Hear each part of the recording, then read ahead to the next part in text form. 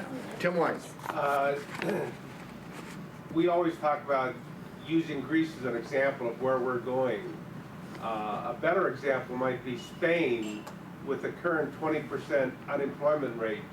And if you look at what the EPA is doing in their tyranny of the country, they're just pushing out even more jobs overseas because everybody's going to want to produce over there instead of manufacture here. And so, do you see any talk about that at all in the book?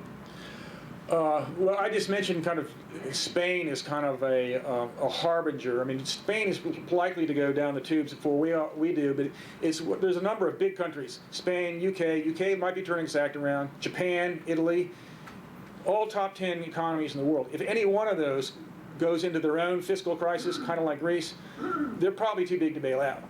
And then at that point, then investors and governments, sovereign debt will like totally spaz out, and they'll put a huge risk premium, and we'll see our interest rates go shooting up for our debt.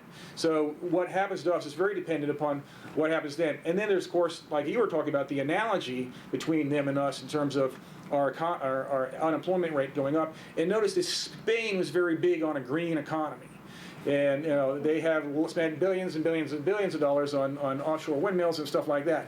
Well, it's not helping them right now. So yeah, it's very worse. Last question back here in the back of the room. You kind of addressed it a second ago, I think maybe where we were starting to go with it. But the Fed's current proposed actions here in the next couple months, printing up an extra $600 billion worth of money and putting it out into the economy. What do you see as the effects of that in terms of the timeline that you're talking about? It's such a wild card. It's really, I don't see it doing any good, because first of all, I don't see it really addressing the problem, what's wrong with slowing economic growth down. There's two things slowing economic growth down. One is the country is deleveraging.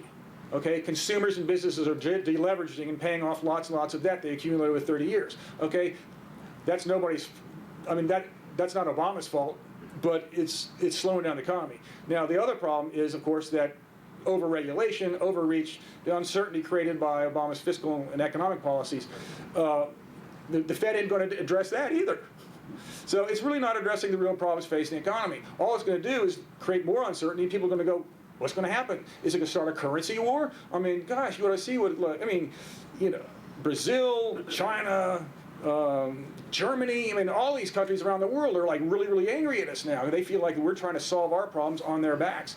And it could be, this is the nightmare scenario, it could be the monetary equivalent of Smoot-Hawley, which really drove the country into the Depression back in the 1930s. I hope it isn't, but it could be. Thank you very much. Thank you.